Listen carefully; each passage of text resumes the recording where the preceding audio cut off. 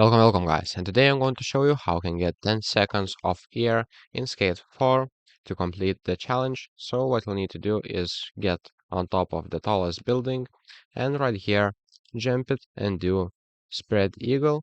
So just hold it.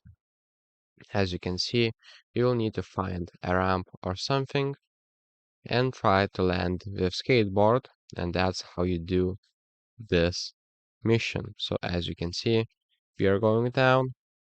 And right here, when we reach the ground, take out your skateboard with the triangle and try to time it perfectly. And that's how you do this mission. So let's try it again. Just go down like this. And before end, just try to take your skateboard and the mission should be completed. So that's pretty much it, and see you guys in the next one.